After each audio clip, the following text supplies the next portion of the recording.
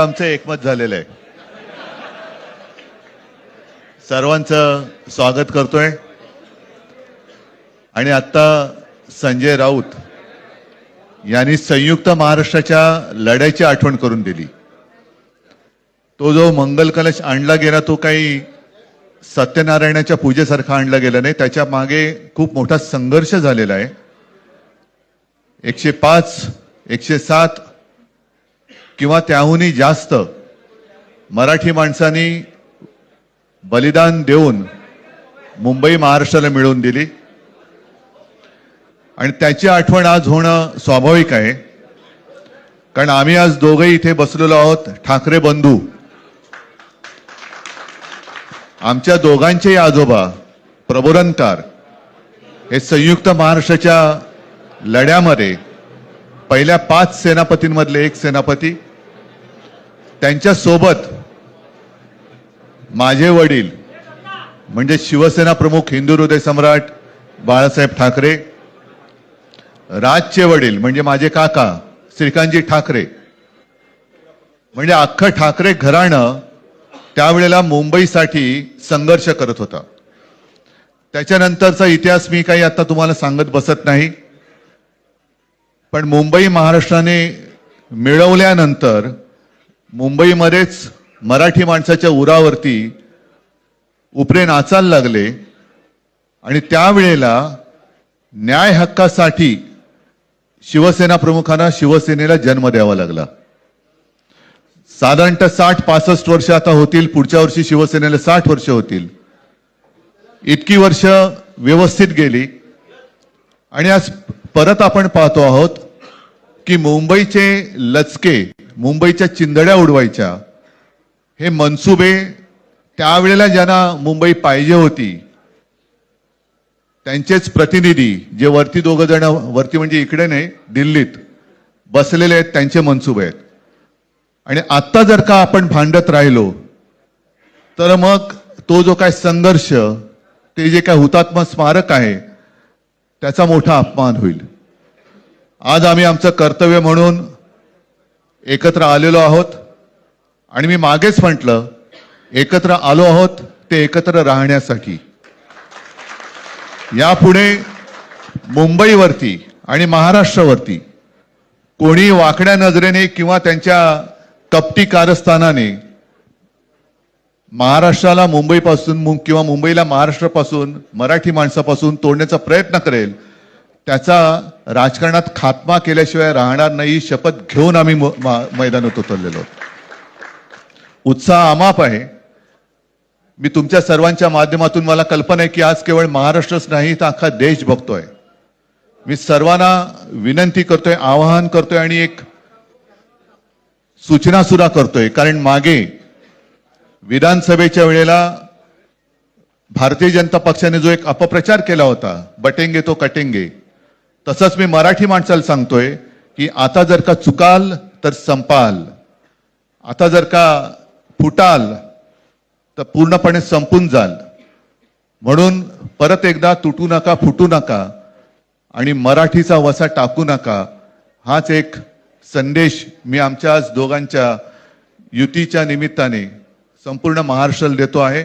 आणि मला खात्री आहे की मराठी माणूस हा सहसा कोणाच्या वाटेला जात नाही, पण त्याच्या वाटेला जर का कोणी आलाच तर त्याला परत जाऊ देत नाही.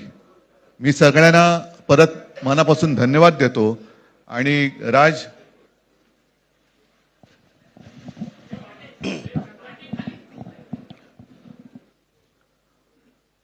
आपणा सर्वांचं मी मनपूर्वक स्वागत करतो.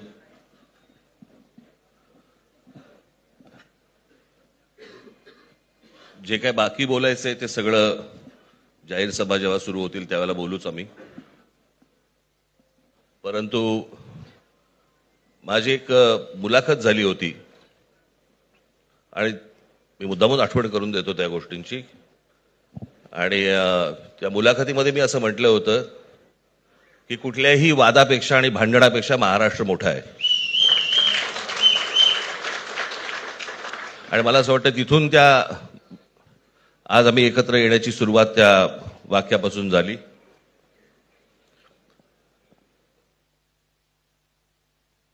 कोण किती जागा लढवणार, आकडा काय, हा नाही सांगणार तुम्हाला.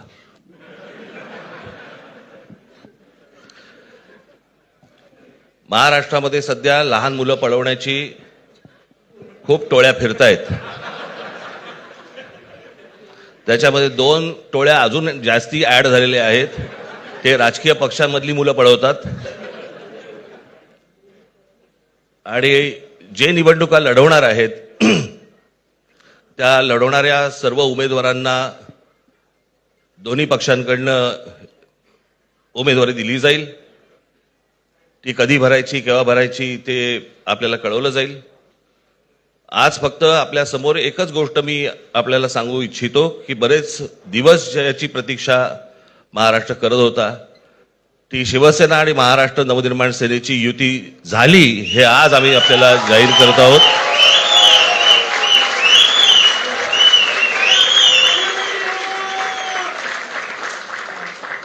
धन्यवाद.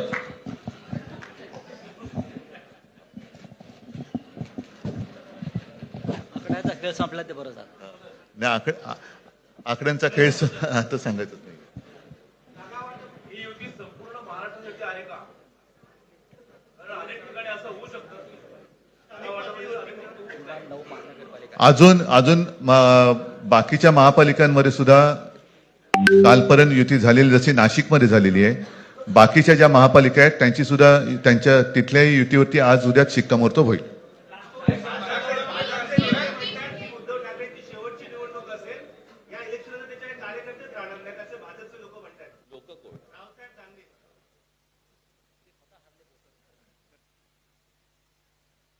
त्यांच्यावरती प्रतिक्रिया देण्याच्या तरी पातळीचे राहिलेत का ते? त्यांना त्यांच्या पक्षात सुद्धा कोण विचारत नाही. जाऊ दे. मला असं वाटतं की उत्तर देवांना द्यावीत, दानवांना नाहीत.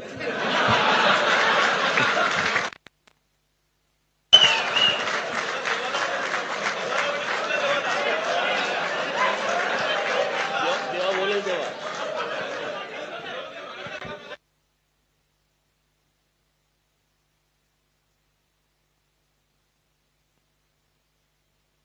मुंबईचा महापौर मराठीच होणार आणि तो आमचाच होणार.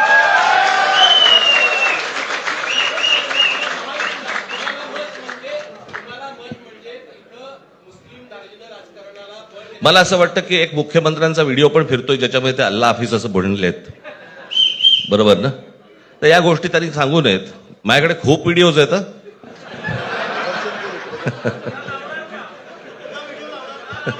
काय ते काय बोलतात त्याच्यावरती माझे व्हिडिओ तयार असतील.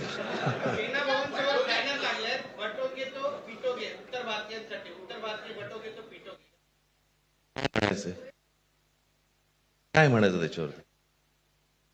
सगळ्यावर कसं बोलायचं रे?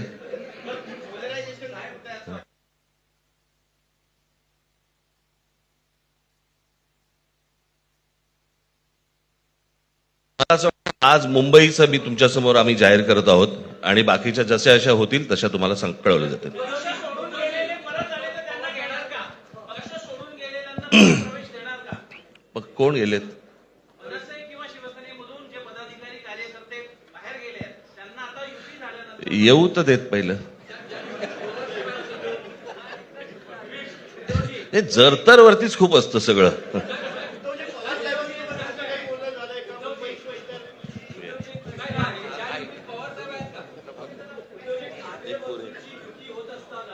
महाविकास आघाडी फूट पडलेली आहे. काँग्रेस स्वबळावर लढतो आहे आणि जे भाजपला हवंय तेच होताना दिसत आहे.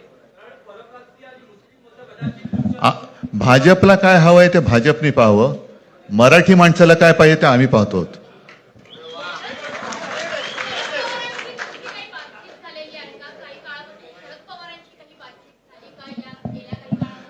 चर्चा सुरू आहे. बघू त्यांच्यात.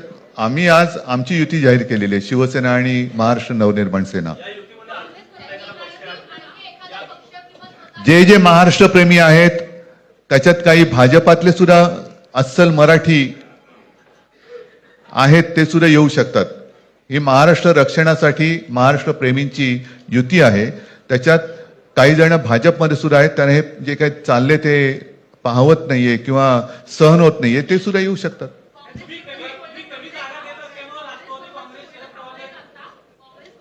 काँग्रेसने जर जाहीर केलं ना, हो मग आता म्हणजे आणखीन काय बोलायचं, तोडलं का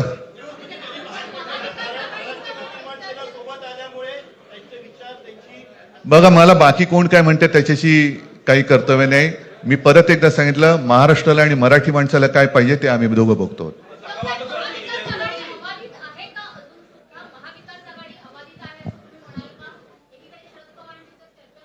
सगळे पक्ष बाहेर पडून आघाडी अबाधित आहे.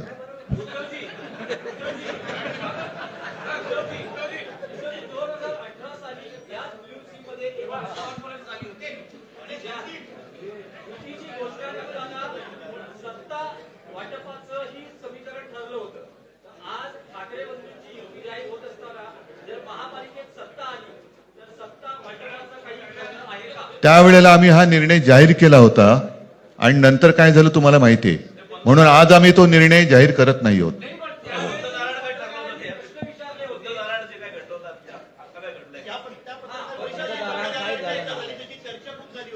आता आमचं दोघांचंच घर आहे ना, दार बंद कशाला करायचं.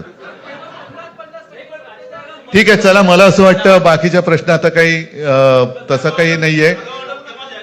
निवडणुकीपूर्वी अरे झालेलं आहे ना जागा वाटप. माझी निघताना फक्त एकच छोटी विनंती आहे. ज्यांचं मुंबईवरती, महाराष्ट्रावरती, मराठी माणसावरती प्रेम आहे, अशा सर्व माझ्या पत्रकार बांधवांना, भगिनींना माझी विनंती आहे की आमच्या पाठीमागे उभे राहा. धन्यवाद.